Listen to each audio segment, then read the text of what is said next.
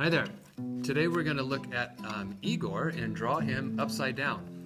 That may seem a little unusual, but it'll make a lot of sense in just a minute. So when we draw Igor, we never want to look at him right side up.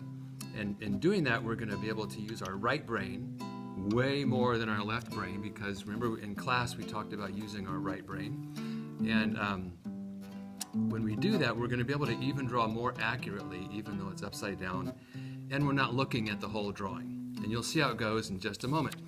So while you're working, and I'll do this upside down, what you're going to do is only reveal about an inch of the drawing, and then you only look with your right brain, and you're only going to look at how long lines are, how far apart they are, if they're parallel to each other or not, what kind of spaces there are between lines, and how that compares to a space next to it. So I'll kind of get going, and I'll kind of point back and forth at what I'm doing. I can see here first that there's some space between the edge of the paper, and I'll just kind of draw in where I think the border might go, and just kind of go for it here. If you make a mistake, it's no big deal. And I'm only going to draw this one exposed inch. And I can see how this drawing starts a little bit off the border. And I can see that that line is, roughly, and again, you just have to eyeball it. I do not want you to measure. Don't worry about being perfect, but there's a lot of back and forth with your eyes. I can see how this line is shorter than that one, and it's connected by a curved line. And as I do this, I'm trying to understand that I'm not labeling anything. Remember, your left brain labels things like a chair or a leg or a car or a bird. Your right brain only looks at the spaces in between, the curve of something, and I can see how this curve right here, there's a little bit of a straight line compared to that arc over here. So I'm going to make sure there's an arc, and then it kind of straightens out right there. I can see how there's kind of a V shape to those two lines, so I know that that one has to go over farther, and it even sticks down a little bit farther, or in my case, up a little bit farther. There's another line next to it that's pretty parallel to it, going at the same angle. And I can look at this angle, how that's kind of like an L shape right there. I know it's a chair. I knew it was a chair, but I'm not looking at it as a chair. Here there's kind of almost a right angle that goes off of that. I can see how this space right here is a little bit bigger than that space right there. So when I draw this next shape, I'm going to try to make sure that it's a little bit less space right here and a little bit more space right there. So as I'm doing this, I'm only looking at spaces and lengths. Now I see something that's wrong here, because that angle right there is farther to the right than this one, and this one isn't working that way. So I'm just going to extend that. And then if I want to, I can erase. And sometimes we tell people never to erase, but that's okay on this one. Then this perpendicular line right here attaches to that, so that's pretty close. I see kind of an arrow shape or a little pointy shape right here. And I can see that this line connects to this shape that we were drawing.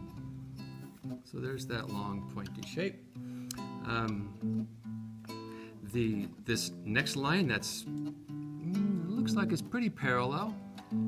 I can just start drawing that one, and you can see how it's starting to look very much like this over here. This line that I drew extends over farther, and I can extend that farther back and forth if I like.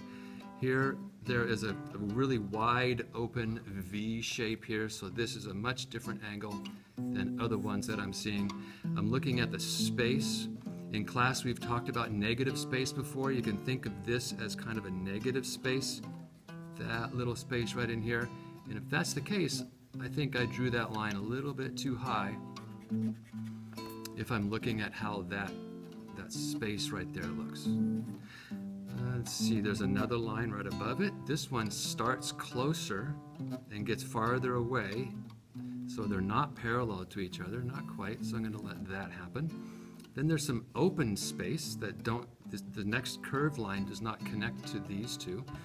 So I can start again just off of the border and let this little subtle little S curve happen, and there's a little bump right here that is just below that line. So if I'm going to go like this in the same way, that little bump has the same relationship, and there's kind of a curve to it right there, and there's a little angle right here. Then it goes pretty much at kind of a rounded curve, but very at a right angle again. Then I have some space. So now I'm going to look at this space,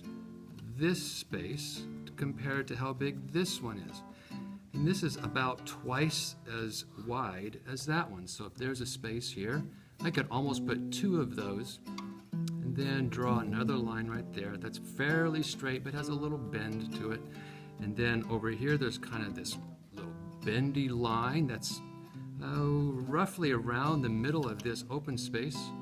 And I just draw that little bend in there. After you kind of finish that area, all you need to do now is slide another inch or so, and then start connecting the lines that you see with the lines in your drawing already.